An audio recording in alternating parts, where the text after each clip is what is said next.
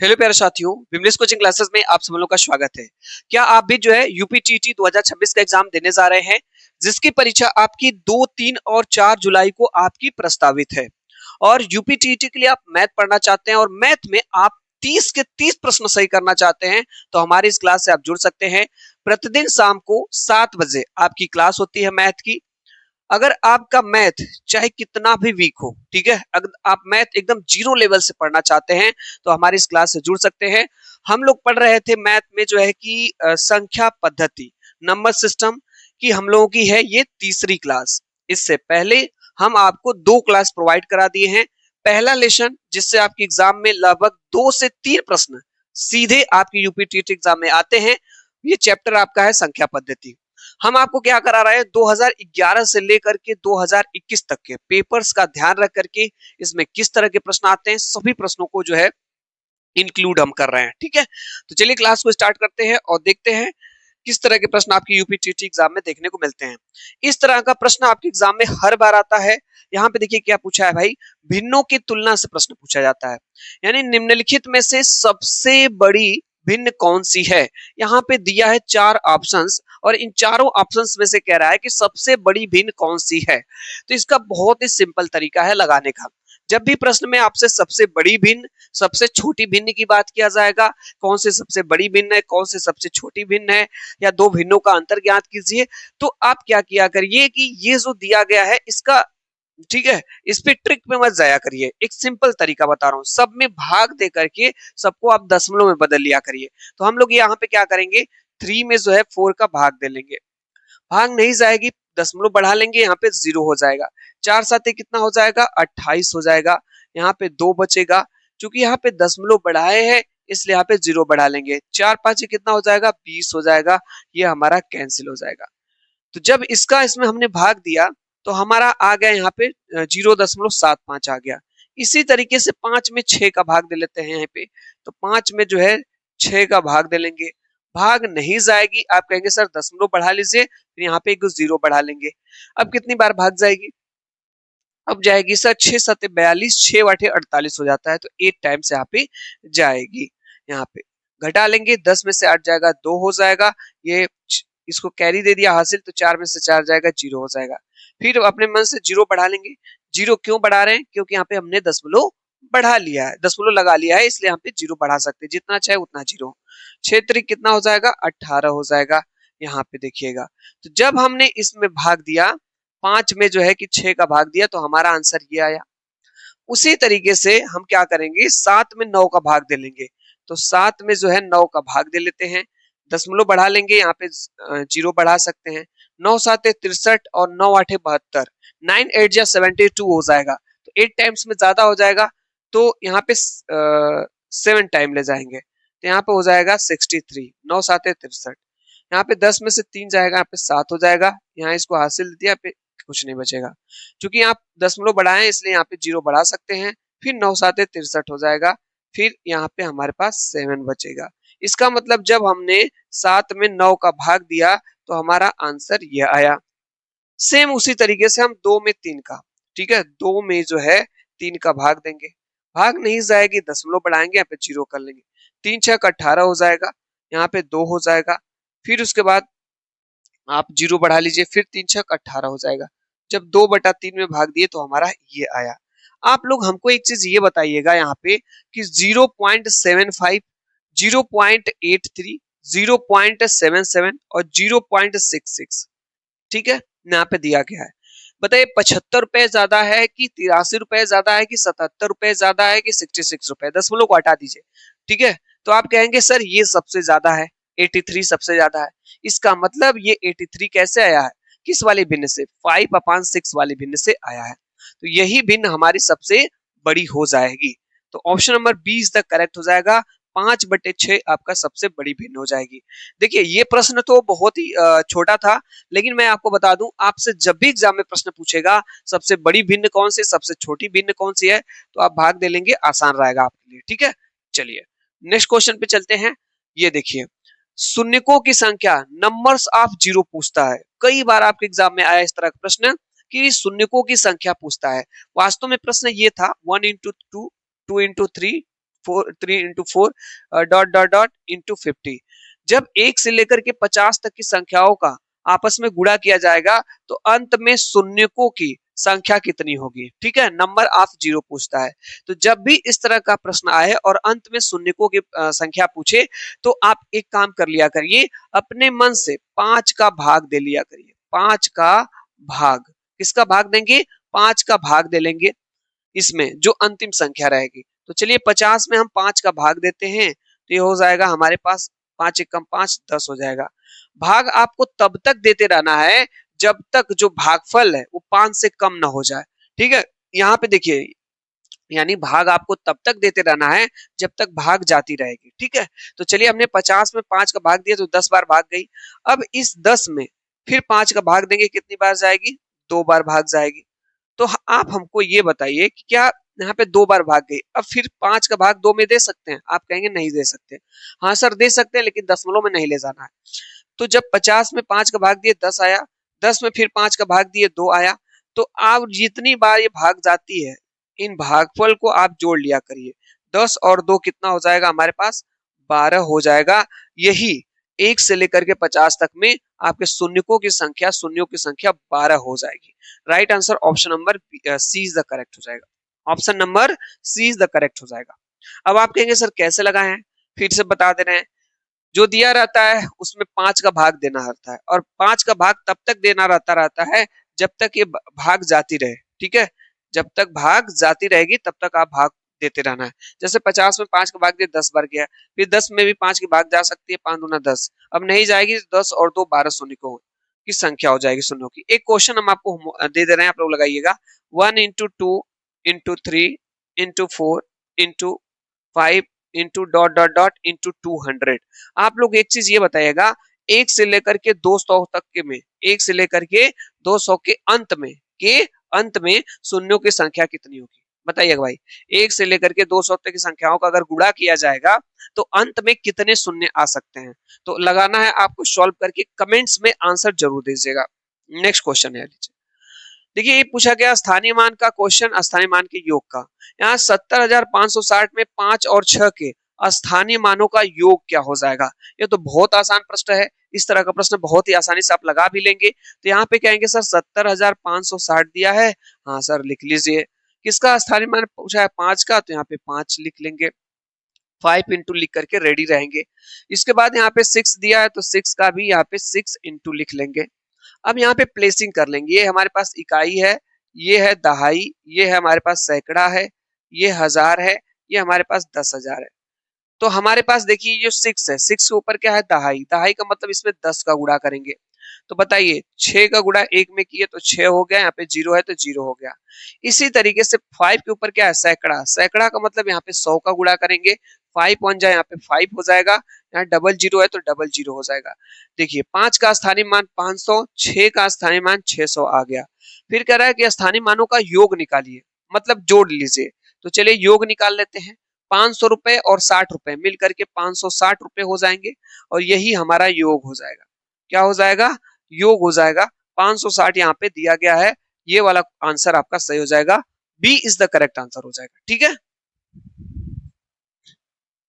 चलिए भाई next question पे चलते हैं।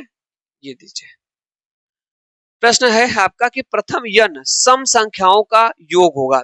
कल की क्लास में हमने आपको बताया था कि प्रथम यन विषम संख्याओं का योग पूछेगा तो उसका फार्मूला क्या होता है? तो उसका फार्मूला हमने बताया था यन स्क्वायर। क्या बताया था हमने? सिर्फ यन स्क्वायर। जैसे कह दे कि 1 से लेकर के 25 तक की विषम संख्याओं का, या 1 से लेकर के 50 तक के बीच में सम संख्याओं का जो है कि सॉरी विषम संख्याओं का योग ज्ञात कीजिए, तो फिर फार्मूला था एन स्क्वायर। लेकिन यहाँ पे हमसे पूछा क्या है भाई? सम की बात किया है। देखिए प्रश्न क्या है, प्रथम 20 सम, सम मतलब इवन संख्याओं का योगफल कितना होगा? तो हम आपको फार्मूला यहाँ पे हम नोट कर दे रहे हैं भाई। प्रथम एन सम संख्याओं के योग का फार्मूला क्या होता है? यन ब्रैकेट में यन प्लस 1 होता है। ये किसके लिए होता है? आपको याद कर लेना है, ये सम के लिए होता है। किसके लिए होता है? सम के लिए होता है।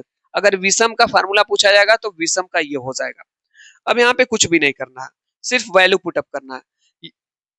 यन का मान कितना है? 20 दिया है, तो इसका मतलब यहाँ पे हम लोग n की जगह 20 रख लेंगे ब्रैकेट में, यहाँ पे n की जगह 20 रखेंगे, 20 प्लस 1 हो जाएगा। अब यहाँ पे 20 है तो 20 रहेगा, यहाँ कुछ नहीं तो इंटू समझेंगे, 20 और 1 मिल करके 21 हो जाएगा। ठीक है, अब चलिए गुणा कर लेते हैं। यहाँ पे 2 का गुणा 2 में करेंगे, कम 2, 2 का गुणा 2 में करेंगे, 2 दूना 4, ये 0 है तो यहाँ पे 0 लगा लेंगे, ये हमारा आंसर आ जाएगा। ठीक है, इसका right answer option number B is the correct हो जाएगा।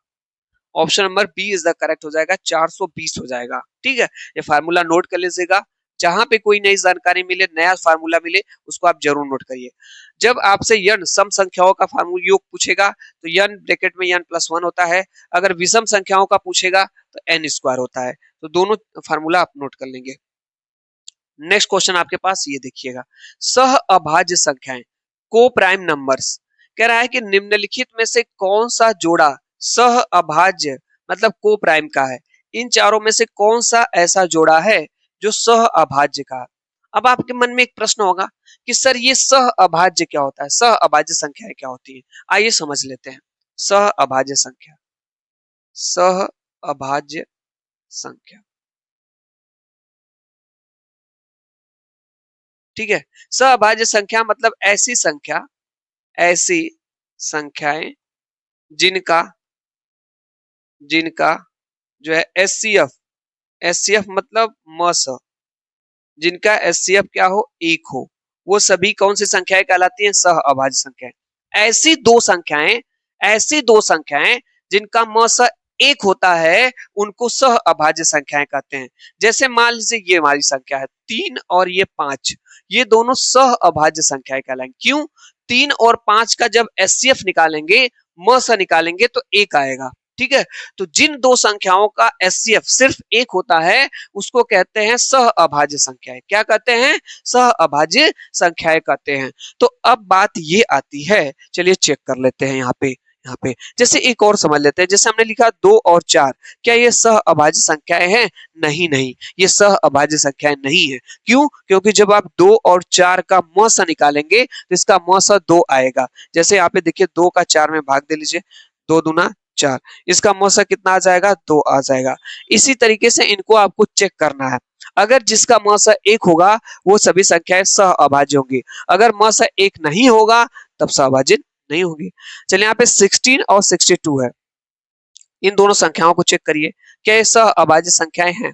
तो देखिए ये जो 16 है ये 2 से भी कट जाएगी, 2 से कट जाएगी, और ये भी 2 से कट जाएगी। इसका मतलब इसका जो एचसीएफ है 2 हो सकता है, इसका मतलब ये जो है सहअभाज्य नहीं, एचसीएफ 1 होना चाहिए। चलिए इसको चेक कर लेते हैं, यहाँ पे 18 और यहाँ पे 25 है। ठीक है, ये देखते हैं 18 और 25, 18 है और यहाँ पे हमारे पास 25 है, इसका एचसीएफ चेक कर लेते हैं। तो एचसीएफ बताए थे आप लोग को, ऐसे एचसीएफ निकाला जाता है। ठीक है, इसका इसमें भाग दिया जाता है, एक बार जाएगा, यहाँ पे 18 हो जाएगा, यहाँ पे क्या बचेगा, 15 में से 8 जाएगा, 7 बचेगा। फिर उसके बाद ऐसा एक सिंबल बना लेते हैं, फिर जो है एचसीएफ निकालने के लिए क्या करते हैं भाई, 7 यहाँ पे शेष बचता है, फिर ऐसा ही यहाँ पे सिंबल बना लेते हैं। यहाँ पे क्या लिखेंगे, जिससे भाग देते हैं उसी को फिर यहाँ पे लिख लेते हैं। 7 दूना कितना हो जाएगा, 14 हो जाएगा यहाँ पे। ठीक है, चलिए भाई कट गया, यहाँ पे 4 हो जाएगा, यहाँ पे 4 है, फिर ऐसे भाग का सिंबल बना लेंगे, क्या लिखेंगे, यहाँ पे 7 लिखेंगे। अब बताइए यहाँ पे क्या है, 4 और यहाँ पे 7 में भाग देना था, इसी को हमने यहाँ पे लिख लिया। ठीक है, यहाँ पे 4 एक कम 4 हो जाएगा, यहाँ पे फिर 3 बचेगा, फिर भाग का सिंबल बनाएंगे, जिससे भाग देते हैं उसको यहाँ पे लिख लेंगे, फिर 3 का भाग देंगे, 3 एक कम 3 हो जाएगा, फिर यहाँ पे 1 आ जाएगा, फिर ऐसे भाग का सिंबल बनाएंगे, यहाँ पे 3 लिखेंगे, फिर 3 बार भाग जाएगी और ये कट जाएगा। इसका मतलब यहाँ पे एचसीएफ 1 आया। तो 18 और 25 ये दो ऐसी संख्याएं हैं जिसका एचसीएफ 1 आएगा, मतलब ये और किसी से नहीं कटिंग कंबाइंड रूप से। इसका मतलब इसका क्या है, एचसीएफ 1 है, वो आपकी सहअभाज्य संख्या है। सहअभाज्य संख्या कहती है कि जिसका एचसीएफ 1 होगा वही सहअभाज्य संख्या हो गया, जिसका एचसीएफ 1 नहीं होगा सहअभाज्य नहीं होगी। अब यहाँ पे देखिएगा जो 21 है ये किससे कट जाएगा, 7 से कट जाएगा। हाँ सर, 7 त्रिक 21 और 7 पांचे अरे 35 भी कट जाएगा 7 से, 7 पांचे 35, 7 त्रिक 21, मतलब इसका जो है एचसीएफ 7 हो सकता है, इसका एचसीएफ देखिए 7 हो सकता था। और इसमें देखिए 23 से भी कट जाएगा और 23 चौक को 92, हाँ 23 से कट जाएगा, इसका मतलब इसका भी एचसीएफ 1 नहीं होगा। तो फाइनली ऑप्शन नंबर 20 तक करेक्ट हो जाएगा। ठीक है, चलिए भाई, ये जरूर जानते रहिएगा, सअभाज्य संख्या ऐसे संख्या जिसका एचसीएफ हो, एक हो, ऐसे संख्या हो। देखिए प्रश्न पूछा है पूर्ववर्ती और परवर्ती संख्या से, संख्या 1000 के पूर्ववर्ती का परवर्ती क्या होगा। देखिए पूर्ववर्ती क्या होता है, इन दोनों टर्म्स को समझिए आप लोग, कई बार एग्जाम में कंफ्यूज हो जाते हैं हम लोग। पूर्ववर्ती, जब पूर्ववर्ती कहेगा तब संख्या में से -1 करेंगे, क्या करेंगे, -1। पूर्व, पूर्व मतलब होता है पहले, पूर्व मतलब क्या होता है, पहले, पहले मतलब माइनस करना होगा आपको। जैसे मैं आपसे कह दूं कि 100 का पूर्ववर्ती संख्या क्या होगी, तो आप कहेंगे सर पूर्ववर्ती में क्या किया जाता है, 1 माइनस किया जाता है, तो 99 हो जाएगा। होगा कि नहीं होगा। जैसे मैं पूछ दूं आपसे कि 50 की पूर्ववर्ती संख्या क्या होगी, 50 की, तो कहेंगे सर पूर्ववर्ती पूछ रहे हैं, पूर्ववर्ती मतलब पहले की, मतलब 1 घटा लेंगे 49 हो जाएगा। तो पूर्ववर्ती के लिए 1 घटाते हैं, कितना घटाते हैं, संख्या में से 1 घटा लेते हैं। लेकिन पर मतलब, परवर्ती, पर मतलब होता है बाद में, बाद में मतलब आगे, मतलब इसमें जोड़ते हैं, ठीक है, इसमें संख्या में क्या करते हैं, 1 जोड़ देते हैं। तो जब प्रश्न में परवर्ती कहेगा संख्या में 1 जोड़ देंगे, जब पूर्ववर्ती कहेगा संख्या में से 1 घटा देंगे। अब यहाँ पे देखिए क्या कह रहा है, 1000 के पूर्ववर्ती, तो आप लोग बताइए 1000 है और इसका क्या कह रहा है, पूर्ववर्ती, मतलब 1 माइनस कर देंगे, तो 1000 में से 1 माइनस करिए कितना आ गया, तो 999 आ जाएगा हमारा। हाँ सर यहाँ तक हो गया।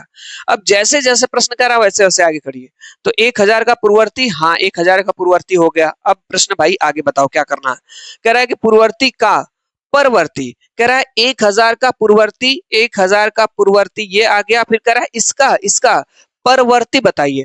अब इसका परवर्ती पूछ रहा है, मतलब फिर इसमें 1 जोड़ देंगे, क्या जोड़ देंगे, 1 जोड़ देंगे, तो ये हो जाएगा फिर 1000। तो फाइनली हमारा आंसर ये आ जाएगा 1000। ठीक है, इस तरह से हम इसको लगा लेंगे।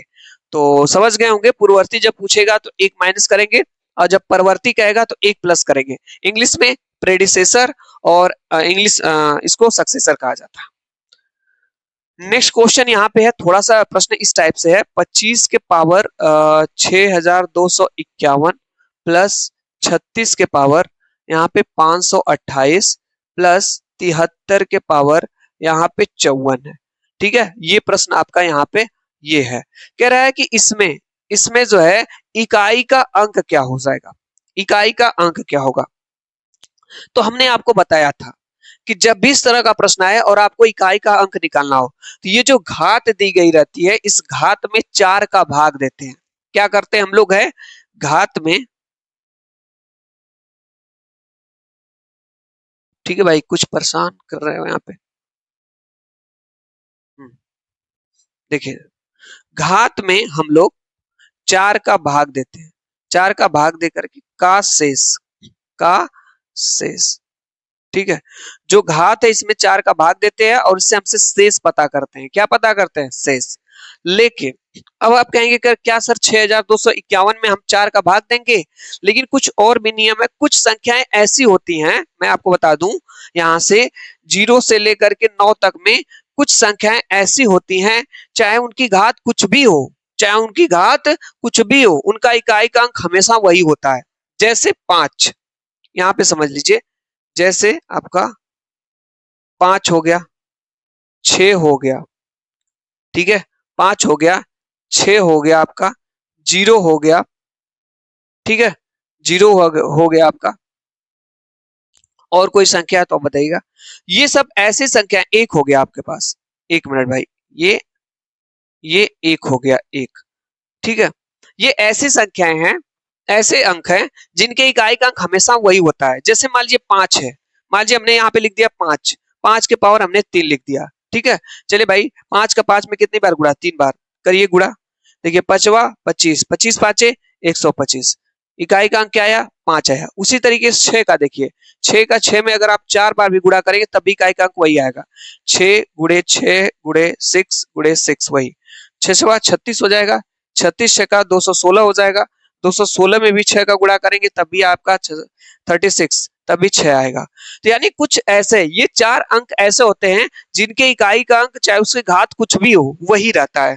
अब आप कहेंगे सर यहाँ पे क्या होगा, यहाँ सर क्या आपको भाग देने की जरूरत नहीं पड़ेगी? नहीं, बिल्कुल भी आपको भाग देने की जरूरत नहीं है यहाँ पे, बिल्कुल भी भाग देने की जरूरत नहीं है। यहाँ पे इकाई का अंक क्या हो जाएगा? 5। क्या हो जाएगा? यहाँ पे इकाई का अंक 5 हो जाएगा। हम भाग नहीं देंगे, क्यों? 5 का भाई कितना भी बार गुणा कर लीजिए इकाई का अंक 5 आएगा। फिर उसके बाद यहाँ पे प्लस है, प्लस लिख लिए। 6 के लिए भी वही रूल है, 6 हो जाएगा। 5 के लिए, 6 के लिए, 0 के लिए, 1 के लिए, ये सब इकाई का अंक वही आते हैं, भाग देने की जरूरत नहीं है, ये जो भाग देते हैं। अब यहाँ पे क्या है? 3 है, 3 है तो भाग देना पड़ेगा। क्यों? 3 के लिए रूल नहीं है, 3 के लिए इकाई का अंक बदलता रहता है। तो हम काम करेंगे 54 में हम जो है 4 का भाग देंगे, यहाँ पे 4 का भाग। तो चलिए 4 एक कम 4 हो जाएगा, यहाँ पे 1, फिर यहाँ पे 4, 4 तिहाई 12 हो जाएगा। यहाँ पे शेष कितना बचा? 2, क्योंकि हमको शेष की ही तो जरूरत है। शेष कितना बचा? 2 बचा। इसका मतलब यहाँ पे इसके जगह हम लिख सकते हैं 3, इकाई का अंक 3, और इसके ऊपर 2 लिख सकते हैं, क्योंकि हमको यहाँ पे 4 का भाग दे करके शेष की ही जरूरत पड़ती है। लिख लीजिए सर। तो 3 का गुणा 3 में 2 बार, तो 3 इंटू 3 मतलब 9 आ गया यहाँ पे इकाई का अंक। तो चलिए यहाँ पे कितना आ गया? 9 आ गया। इसके जगह जोड़ लेते हैं हम लोग जो है। तो 5 और 6 11, 11 और 9 20, 20, और 20 में क्या हो जाएगा? 0 हो जाएगा। ये ऑप्शन इज द करेक्ट हो जाएगा। इस तरह से लगा लेंगे। तो इसको नोट कर लीजिएगा आप लोग, 5 हो, 6 हो, 0 हो और 1 हो, तो भाग देने की जरूरत नहीं है 4 का, सेम वही लिख लिया करिए। ठीक है, चलिए एक क्वेश्चन मैं इस पे दे दे रहा हूं आप लोगों को लगाने के लिए।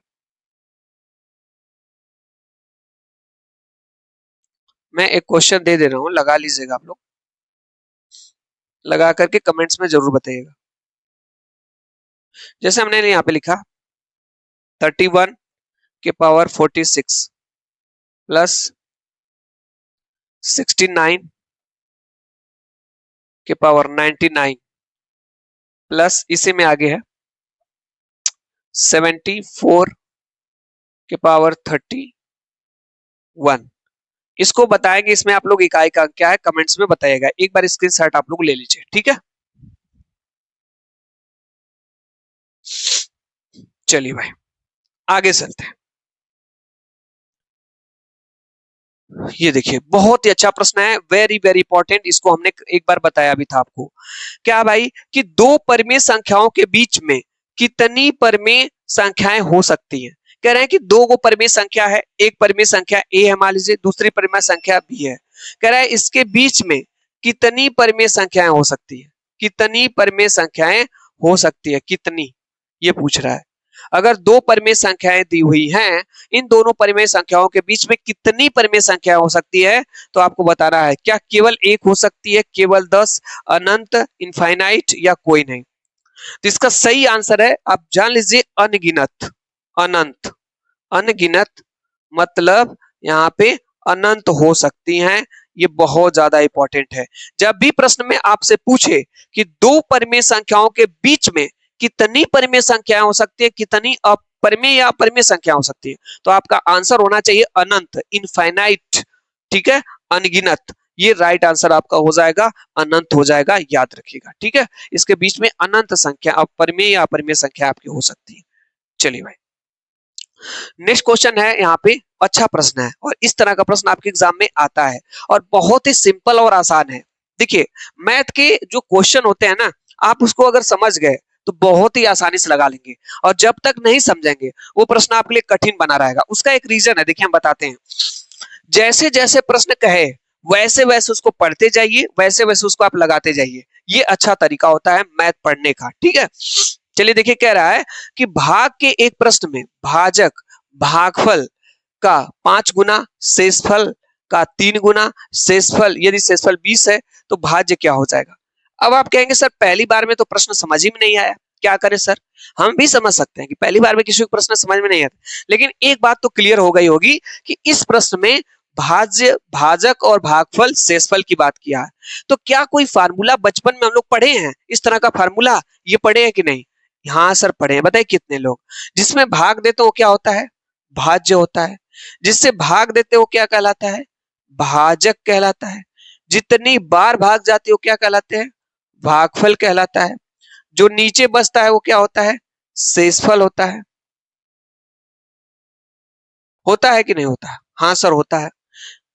अब इससे रिलेट करके एक फार्मूला भी आप पढ़े होंगे। जब हम लोगों को भाग दी जाती थी बचपन में लगाने के लिए, तो हम लोग अपनी भाग लगा लेते थे, लेकिन गुरुजी के पास जब चेक कराने से पहले सोचते थे कि हमारी भाग गलत होगी कि सही होगी, तो हम लोग भाग चेक भी कर लेते थे अपनी कि हमारी भाग सही है कि गलत है। तो उसके लिए एक फार्मूला आप जानते होंगे क्या होता है।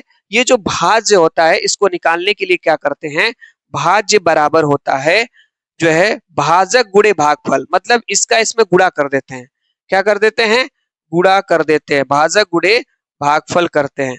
और उसके बाद इस शेषफल को क्या कर देते हैं, इसमें जोड़ देते हैं, प्लस क्या हो जाता है, शेषफल हो जाता है। ये फार्मूला आप पढ़े होंगे। ठीक है, ऐसा क्यों है यहाँ पे देखिएगा। जैसे मान लीजिए हमें एक कोई भाग लगानी है, ठीक है, जैसे हमें एक भाग लगानी है 6 है, और इसमें भाग देना है किसका, 4 का देना है। भाग कितनी बार जाएगी, एक बार जाएगी, यहाँ पे 1 लिखेंगे, यहाँ पे 4 हो जाएगा, यहाँ पे 2 हो जाएगा। अब ये भाग हमने लगाई और हमें लगा कि हमारी भाग सही है कि नहीं है, तो भाग की सत्यता मतलब उसकी जांच कर लेंगे। तो ये हमारे पास क्या है, ये हमारे पास है, ये हमारे पास है भाज्य। ठीक है, भाज्य, ये हमारा सही है कि नहीं, तो पहले इसका इसमें गुणा करते हैं। तो 4 का 1 में गुणा कर लीजिए, कितना हो जाएगा भाई, 4 एकम 4। फिर इसके बाद इसको जोड़ लीजिए, तो 4 का गुणा 1 में कर लिए और इसके बाद इस 2 को जोड़ लिए, तो 4 एकम 4 और प्लस क्या हो जाएगा, 2, 6 हो जाएगा। इसका मतलब हमारा भाग्य, अरे भाज्य आ गया, हमारी भाग सही है। तो कुछ इसी तरीके से इस प्रश्न को लगाएंगे। अब यहाँ पे देखिएगा ध्यान से, अब आप लोग, ठीक है, कह रहा है भाग के एक प्रश्न में भाजक भागफल का 5 गुना और शेषफल का ये है। ठीक है, चले भाई, तो यहाँ पे ऐसे बना लेते हैं। हाँ, कह रहा है यदि शेषफल, प्रश्न के अंत में दिया है शेषफल 20 है, यानी यहाँ पे शेषफल कितना भाई है, यहाँ पे 20 है। लिख लिए, हाँ सर लिख लिए। इसने कहा यदि शेषफल 20 है तो हमें ये भाज्य बताना है, यहाँ पे ये जो भाज्य है इसी को बताना है। अब पढ़ते हैं, भाग के एक प्रश्न में भाजक भागफल का 5 गुना है, तो जो इसने कहा है उसी को लिख लेते हैं। ध्यान से देखिएगा, जैसे जैसे प्रश्न ने कहा है वैसे वैसे बस हम लिखेंगे, बस वैसे वैसे हम लिखेंगे समझने के लिए।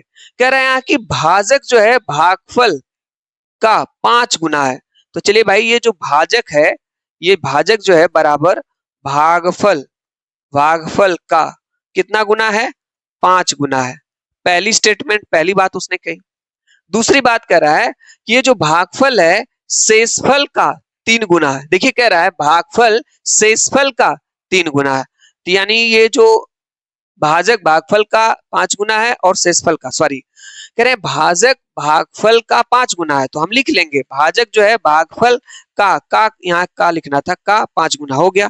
फिर इसने कह रहा है कि यही भाजक जो है शेषफल का 3 गुना है, तो लिख लेते हैं भाजक जो है शेषफल का कितना गुना है, 3 गुना है यहाँ पे। तो चलिए अब देखिए एक चीज, प्रश्न में कुछ पता है, शेषफल पता है प्रश्न में, हाँ सर शेषफल पता है 20 है, 20 रखिए। का मतलब गुणा होता है, तो गुणा रख लीजिए, 3 गुना 3 लिख लीजिए। ठीक है, तो 20 3 60, हमारे पास भाजक कितना मिल गया हमको, 60 मिल गया, यानी हमारे पास भाजक यहाँ पे 60 हो गया। इतना जानकारी मिल गई। अगर हमारे पास भाजक 60 हो गया तो यहाँ पे रख लीजिए, यहाँ पे भी तो आप रख सकते हैं, भाजक कितना हो गया, यहाँ पे 60 हो गया, बराबर भागफल। ठीक है, का मतलब गुणे होता है, 5 का मतलब 5 गुना। आपको पता है अगर ये इधर गुणे में है, इधर आएगा तो क्या हो जाएगा, भागे में हो जाएगा। तो 60 बटे क्या हो जाएगा 5, कट देंगे तो 12, 12 आ जाएगा, तो 12 हमारा क्या हो जाएगा, भागफल हो जाएगा।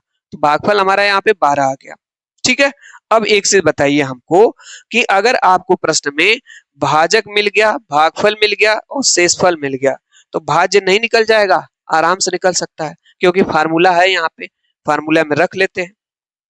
चलिए फार्मूला में रख लेते हैं, भाज्य बराबर क्या होता है, तो लिखेंगे भाज्य बराबर भाजक, भाजक कितना है 60, 60 गुणे है, गुणे लगा लेते हैं, हाँ सर लगाइए। भागफल कितना है, भागफल 12 है, 12 लिखिए, प्लस है, प्लस लिखिए सर, लिख लिए। शेषफल कितना है, शेषफल यहाँ पे 20 है, तो चलिए गुणा कर लेते हैं, 12 छक 72, 720 प्लस 20 यानी 720 रुपए और प्लस 20 रुपए 740 हमारा क्या आ जाएगा, ये भाज्य आ जाएगा। Right answer option number B correct आपका हो जाएगा। तो बस यही है, जैसे प्रश्न कह रहा है वैसे आप चलिए आराम से इस प्रश्न को लगा सकते हैं। ठीक है, और देखिए बेसिक सीखना बहुत जरूरी है। अगर मैथ में आप बेसिक नहीं सीखेंगे तो कोई मतलब नहीं निकलेगा। चलिए भाई, ये देखिए आपके पास अगला प्रश्न पूछा है कि भिन्नों 1/2, 2/3, 3/4 में सबसे बड़ी और सबसे छोटी भिन्न का अंतर, अंतर मतलब घटाना। तो देखिए जब भी भिन्न का सवाल आए तो मैंने कहा है कि जब भी सबसे बड़ी सबसे छोटी की है तो आप दशमलव में बदल लिया करिए भिन्न को। तो चलिए हम लोग यहाँ पे 1/2 को दशमलव में बदलने का प्रयास करते हैं। एक में 2 का भाग देंगे यहाँ पे, तो ये हो जाएगा हमारे दशमलव बढ़ा के यहाँ पे 0 बढ़ा लेंगे, भाग नहीं जाएगा, 2 5 10, यानी ये हो जाएगा हमारा आ गया 0.5 आ गया। जब हम यहाँ पे 2/3 है तो यहाँ पे 2 में 3 का भाग देंगे, नहीं भाग जाएगी, दशमलव बढ़ा के यहाँ पे 0, 3 6 कट जाएगा, 18 हो जाएगा। फिर यहाँ पे 2 बचेगा, फिर यहाँ पे 0 बढ़ा सकते हैं क्योंकि दशमलव लगाए हैं तो 0 बढ़ा सकते हैं, 3 6 18 हो जाएगा। इसका मतलब यहाँ पे हमारा आ गया ये 0.66 आ गया। सेम उसी तरीके से क्या भाई 3/4 है, तो 3/4 है तो हम लोग 3 में जो है 4 का भाग दे लेते हैं, दशमलव बढ़ा लेंगे, 0 बढ़ा लेंगे, 4 7 28 हो जाएगा, यहाँ पे कट जाएगा, 2 हो जाएगा, 0 बढ़ा लेंगे, फिर 4 5 20 हो जाएगा। ठीक है, चलिए भाई यहाँ पे हमारा आ गया यहाँ पे 0.75। एक चीज आप समझेंगे, यहाँ पे पॉइंट के बाद 2 लोग हैं, यहाँ पॉइंट के बाद 2 लोग हैं, यहाँ पॉइंट के बाद बस 1 लोग हैं, तो एक 0 अपने से आप बढ़ा सकते हैं, 0 तो बढ़ा ही सकते हैं आप। ठीक है, तो यहाँ पॉइंट के बाद 2 लोग, पॉइंट के बाद 2 लोग, पॉइंट के बाद भी यहाँ पे 2 लोग होंगे। अब आप हमको बताइएगा, यहाँ दशमलव को भूल जाइए आप, 50 रुपए, यहाँ पे 66 रुपए, यहाँ पे 75 रुपए, सबसे बड़ा अमाउंट कौन है? तो कहेंगे सर सबसे बड़ा अमाउंट यही है। इसका मतलब जब सबसे बड़ा अमाउंट ही है तो सबसे बड़ी संख्या ये हो जाएगी, तो सबसे बड़ी संख्या कौन हो जाएगी? 3/4 मिल गई सर। फिर कह रहा है कि सबसे छोटी, तो बताइए इन तीनों में सबसे छोटी कौन है? सबसे छोटी ये थी, ये किससे आई थी? 1/2 से, तो सबसे छोटी हमें ये मिल गई। फिर क्या कह रहा है कि अंतर बताइए, अंतर निकाल लें यहाँ पे, हाँ सर 3/4 माइनस 1/2, एलसीएम ले लेंगे, 4 और 2 का एलसीएम क्या हो जाएगा? 4 हो जाएगा, 4 का भाग 4 में देंगे, एक बार जाएगा और ऊपर गुणा किया जाता है, तो 4 एकम 4 और एक बार गया, एक का गुणा 3 में करेंगे 3, माइनस 2 का भाग 4 में करेंगे, 2 दूना 4 और ऊपर गुणा कर देंगे, यहाँ पे 2 हो जाएगा, 2 एकम 2, या 3 में से 2 हो जाएगा 1/4, यानी ये हमारा आ गया अंतर। अंतर मतलब ये आ गया घटाना, 1/4 इज द राइट आंसर। ठीक है, इस तरह से इस प्रश्न को हम लोग लगा लेंगे। तो ये आपकी नंबर सिस्टम की मैथ की यूपीटीटी के लिए रही तीसरी क्लास। आप इस क्लास से जरूर जुड़ सकते हैं। ठीक है, क्लास देखने के लिए आप लोग का बहुत बहुत धन्यवाद। अगर चैनल को सब्सक्राइब नहीं किया है तो चैनल को सब्सक्राइब कर लीजिए, वीडियो को लाइक कर लीजिएगा आप लोग, और वीडियो को आप हाइप भी कर सकते हैं। और डेली शाम को 8 बजे पर्यावरण की क्लास, 9:30 बजे हिंदी की क्लास, और उसके बाद 10 बजे बाल विकास की क्लास, और 7 बजे मैथ की क्लास से आप जुड़ सकते हैं और टेस्ट आप दे सकते हैं। ठीक है, और अगर हमारी थोड़ी हेल्प करना चाहेंगे तो प्लीज क्लास को ज्यादा से ज्यादा जरूर शेयर करिएगा। ठीक है, thank you so much, bye bye, next मिलते हैं आप अगली क्लास में।